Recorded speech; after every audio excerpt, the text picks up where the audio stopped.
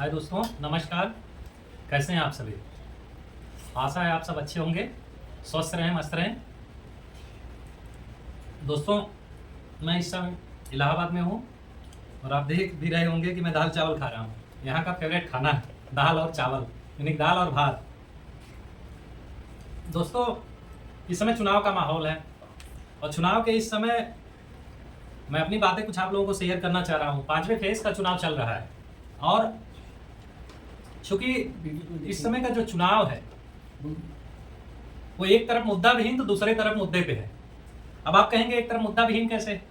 देखिए, हमारी बुनियादी चीजें जो होती हैं, अगर हम स्टूडेंट हैं तो हमें रोजगार की जरूरत है।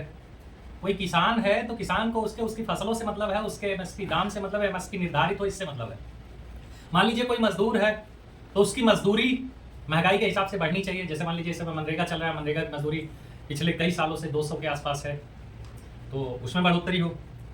इसके अलावा महंगाई है, भ्रष्टाचार है, यानी कि बुनियादी चीजें, स्वास्थ्य है, जो भी हमारी बुनियादी चीजें हैं, इस पे चुनाव लड़ी जाए।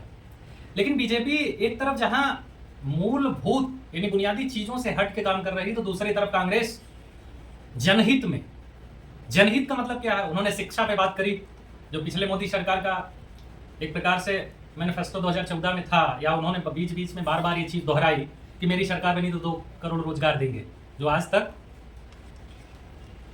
धरातल पे नहीं आई। तो रोजगार की बात करें तो कांग्रेस ने अपने अब की बार के घोषणा पत्र में ये बोला है कि हमारी सरकार बनी, गठबंधन की सरकार बनी, यानी कि यूपीए की सरकार अगर बनी तो कम से कम 30 लाख रोजगार देंगे। इसके अलावा उन्होंने कहा कि कम से कम जो मनरेगा यानी मजदूरों की दिहाड़ी है, मजदूरी है 204 या 8 के आसपास है, उन्होंने डबल करने की बात की। आशा बहुए या फिर आंगनबाड़ी कार्यकर्ती, इन सब का वेतन उन्होंने डबल करने की बात करी। इसके अलावा सबसे बड़ी जो बात है, उन्होंने ये कहा कि जो बीजेपी का एक प्रकार से प्रोपेगेंडा रहा है कि मतलब बुनियादी चीजों, मूल मुद्दों से ध्यान भटका के मंदिर, मस्जिद या हिंदू मुस्लिम की तरफ डाइवर्ट करना, तो ये चीजें कुछ प्रभाव दिख नहीं रहा इसका। क्योंकि हम देख रहे हैं जैसे जैसे चुनाव आगे बढ़ा है, चुनाव के पहले तो लग रहा था कि नहीं, बीजेपी को कोई डिगा नहीं सकता, हटा नहीं सकता, एक बार फिर से प्रचंड बहुमत से मोदी सरकार आएगी। लेकिन चूंकि इस समय हम देख रहे हैं 4 चरण बीतने के बाद जो स्थिति बनी हुई है, कहीं ना कहीं बीजेपी और गठबंधन का जो चुनाव है करीब करीब प्लस में गठबंधन दिख रहा है। वजह क्या है? वजह यह है कि आप देखिए, जो पिछली बार, जैसे हम लोग इलाहाबाद से बिलोंग करते हैं, इलाहाबाद की एक कौशाम्बी सीट है, फूलपुर सीट है, मतलब ये सीटों पे कहीं ना कहीं गठबंधन का दबदबा दिख रहा है। बहुत सारे सर्वेज ये बता रहे हैं, यहाँ के लोग बता रहे हैं। तो हम ये कह सकते हैं कि पिछली बार जो सीटें बीजेपी के खांचे में थी, वो अब की बार गठबंधन उस पर मेजोरिटी में दिख रहा है, मजबूत दिख रहा है। दूसरी चीज ये है कि हम लोग देख रहे हैं, अभी कल ही प्रयागराज में रैली थी, राहुल गांधी पहले आए, उसके कुछ मिनटों के बाद अखिलेश यादव जी आए। तो दोनों नेताओं के आने में जो उनके समर्थक थे, जो हुजूम था समर्थकों का, वो आपस में ही मतलब लड़ भिड़े कि मतलब हम मतलब राहुल गांधी से मिलेंगे और कोई अखिलेश से मिलने के लिए बेताब था। हालांकि किसी तरीके से मामला शांत हुआ, जिसके चलते माइक का तार, वायर सब कट गया और वहां पे खाली हाथ राहुल गांधी जी और अखिलेश यादव को लौटना पड़ा। हालांकि ये राहुल गांधी और अखिलेश यादव की जीत है, बावजूद इसके वो वहां पे अपनी स्पीच नहीं दे पाए, भाषण नहीं दे पाए, क्योंकि इतने भारी संख्या में, इतनी बड़ी तादाद में वहां पे लोग, समर्थक जुटे कि वहां पे उन्हें भाषण देने की नौबत ही नहीं आया, अंत में उन्हें जाना पड़ा। साथियों, मैं फिर से आपको उस मुद्दे पे ध्यान लाना चाह रहा हूं। मैं आपको ये सब क्यों कह रहा हूं, इसके कहने के पीछे हमारी मंशा क्या है? देखिए, वैसे आपको पता भी है कि मैं इलाहाबाद में दाल भात खा रहा हूं और 2014 में बीजेपी सरकार आई, और बीजेपी सरकार आने के बाद और 2017 में विधानसभा में योगी सरकार, बीजेपी सरकार आई। सेंट्रल की जो सर्विसें हैं बहुत सारी तो समाप्त कर दी गई, सैकड़ों ऐसी सरकारी सर्विसें हैं जिसे समाप्त कर दी गई, वो उसमें पद ही नहीं आते, और जिसमें पद आते भी हैं तो इन 10 सालों में मुझे लगता है गिने चुने पद आए हैं। जहां 20,000, 25,000, 30,000, 35,000 पद आते थे लगभग हर साल, कुछ न कुछ आते थे, वहां पिछले 10 साल में 2 बार 3 बार भी नहीं आ पाए हैं। पहली चीज। दूसरी चीज, आप देखेंगे कि यूपी गवर्नमेंट में, चूंकि हम लोग यूपी से बिलोंग करते हैं, कि यूपी पे बात करना भी उतना ही जरूरी है, और यूपी गवर्नमेंट पिछले 2017 से लेकर 3 और 4 ये 7 सालों में यूपी प्राथमिक विद्यालय में कोई सीट नहीं दी। यानी कि 2011-12 में जो सरकार बसपा की सरकार थी, बाद में अखिलेश सरकार आई, 72,825 भर्ती के बाद कोई भर्ती योगी सरकार में अब तक नहीं आई।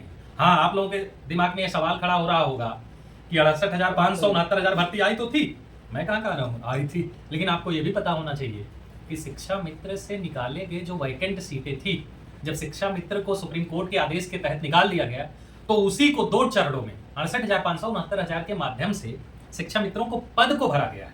उसके बाद से जो अलग से वैकेंट सीटें पहले से हैं और जो पिछले 2014 से 24 के बीच में 10 सालों में वैकेंट हुई है, उसके बारे में कोई बात नहीं करता, कोई सरकार बात नहीं करती। अब फैसला आपके हाथ में है। इन सभी मुद्दों को देखते हुए आप किसके साथ हैं?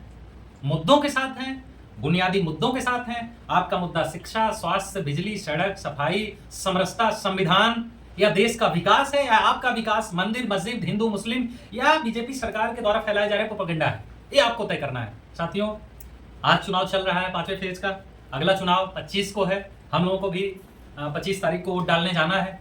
तो हमारी आप सभी लोगों से अपील है, आप सभी लोगों से विनम्र निवेदन है कि आप लोग वोट जरूर करिए, और वोट करते समय आपके अंदर ये मुद्दे, ये बुनियादी चीजें जरूर होनी चाहिए कि हमें वोट किस वरीयता पे, किस प्रत्याशी को देना है, किस पार्टी को देना है। तो साथियों, आपको पता होगा जो कांग्रेस ने अपना घोषणा पत्र दिया है, उस घोषणा पत्र में उन्होंने सबको जोड़ा है। छात्रों के लिए 30 लाख रोजगार की बात करी है।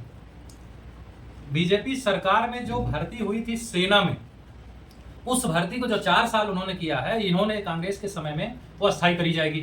पेंशन को स्टार्ट किया जाएगा। इसके अलावा ये तो हो गया छात्रों की बात, छात्रों के रोजगार की बात। दूसरी चीज इन्होंने मजदूरों की बात करी। मजदूरों को इन्होंने कहा है जो मनरेगा की दिहाड़ी आज 208 रुपए के आसपास है, उसे डबल करेंगे, यानी 400 प्लस। दूसरी चीज इन्होंने नौकरी पेशा लोगों के लिए पेंशन, तो आप जान गए कि मतलब पेंशन स्टार्ट करने की बात करी। इसके अलावा जो आशा बहुए हैं या आंगनबाड़ी कार्यकर्ती, इनका वेतन डबल, यानी कि अगर 7,000 मिलते थे तो 14,000 मिलेंगे। इसके अलावा सबसे बड़ा घोषणा पत्र यहाँ महिलाओं के लिए है। पूरे देश में जो गरीब महिलाएं हैं, गरीब परिवार हैं, उस परिवार से एक महिला को महीने के 8,500 और साल के 1 लाख, ये आपके 15 अगस्त और 1 जुलाई से स्टार्ट हो जाएगा अगर गठबंधन की सरकार बनी तो। इसलिए साथियों देखिए, किसी भी देश के विकास में या परिवर्तन में या क्रांति में मध्यम वर्ग का सबसे ज्यादा योगदान होता है, और अगर हम आप चाहेंगे तो ये परिवर्तन कर सकते हैं।